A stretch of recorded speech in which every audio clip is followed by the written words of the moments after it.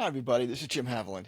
I want to talk a little bit about strategic planning in FirstOS and what it really means to us. We often say that discipline is more powerful than goals. The disciplines are more powerful than your goals, but you still need to have your goals. And this is a process for getting to that. This is part of our thought, too, about compartmentalizing. We have vision section where we talk about vision and sort of the enduring truths of your business. We have a strategy, which is really about how we're going to layer on our execution over a period of time, what we think is going to happen. We're heading to get to that vision, so we should back up from that vision and figure out what needs to happen over the next 2, 3, 5 years to get there. And then we talk about execution as well. But this is the strategy section. That's what we call strategic planning. And there's 5 things that we really focus on here in FirstOS.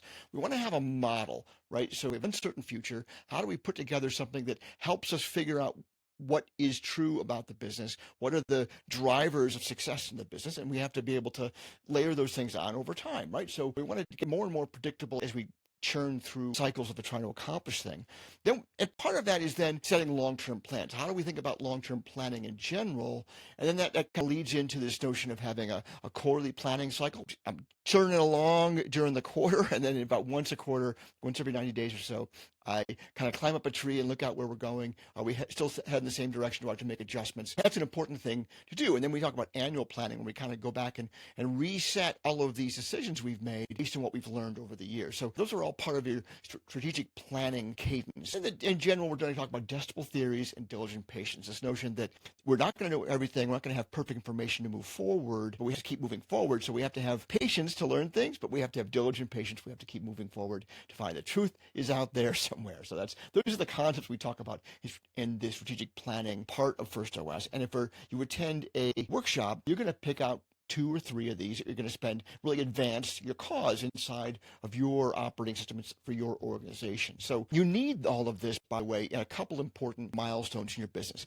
Anytime you're really going after institutional funding, they're going to have an expectation that you have a sense of where you're going and how you're going to get there, that you have a set of gates that you're going to go follow. And that's part of strategic planning. You should have a way of thinking about discussing and make it clear to people, hey, we're going to try to do these things. This is the sequence of events we're going to do. And this is how, by the way, how we're going to execute it. This is what we need to spend your money on if we're going to go do these things. And this is how we expect our valuation to grow.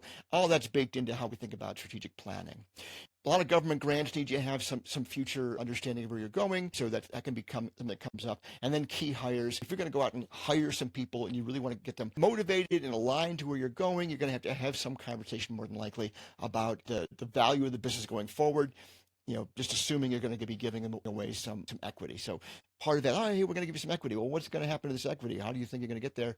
You're going to have some story, I think, to be able to make a really convincing argument as part of that. So you don't need this if you don't have a product in market yet, or you haven't really thought about how that works. If you're not going after VC funding, if you're getting angel funding, they might give you money based on less than that, which is fine. So don't bother spending time on long-term planning if you're still in that grind of survival, or if you're kind of pre-knowing where you're going. But this is a great one for layering on those things. It's never a bad thing to have a long-term plan, but the value of it really comes in when you're really kind of somewhere in your future, you got these kind of things going on for you.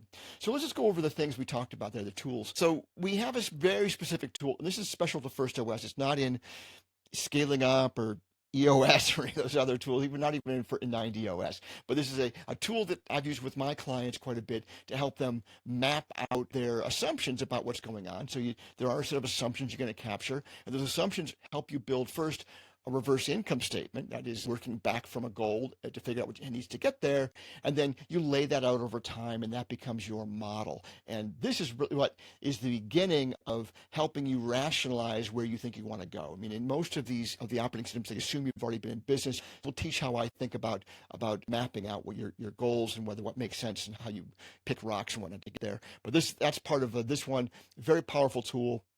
And definitely part of how we think about getting to long-term planning. Because what we want to be able to do with long-term planning is we want to be able to say, hey, this is our future financial results. This is our future measurables. Those are leading indicators. Those are things that like they say, hey, I may not have had all the money this quarter, but I got this many new customers. So in the future, I'm gonna have the money I predicted. And these are the types of things we want to have. These leading indicators are also things that typically impact our valuation. So we should have an understanding of, hey, these are the things that people that are going to give us money, whether that's VCs or PE or just banks. What are the things they need to see to make us good credit risk?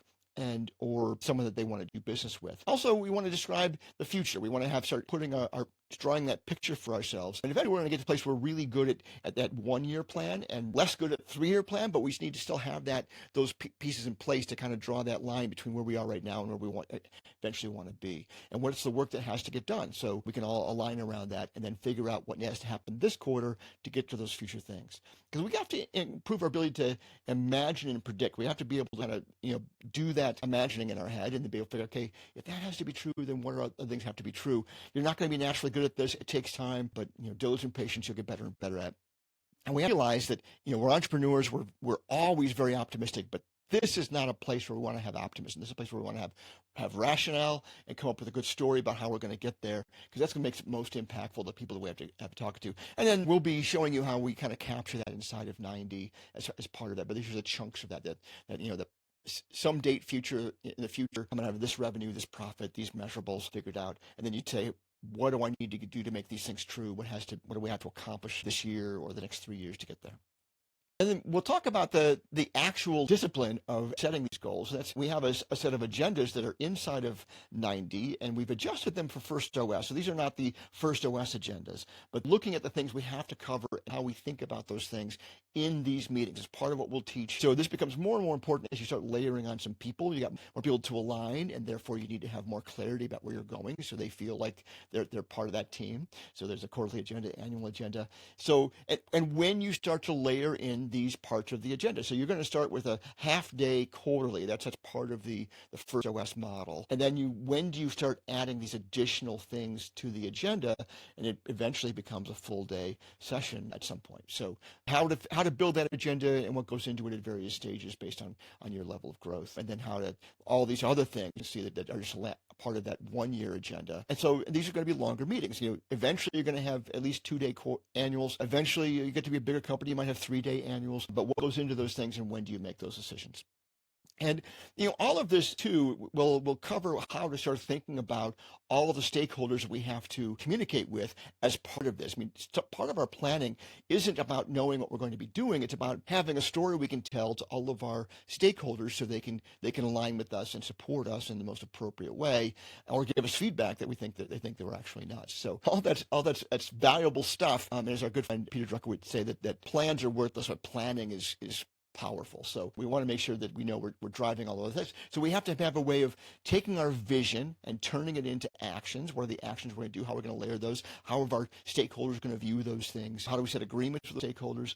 That death line, that's a Jim Collins concept. Like, how bad will things get before we have to really ring the bell and be aware that we're in trouble? And how do we take in all the opinions that are going to come from all these things? And the risk model, we'll talk about that. We'll talk about some SaaS funding and founder path in this too. So that's basically all the things we're going to cover in this workshop and in this content. Hope it's valuable to you, and let us know any questions.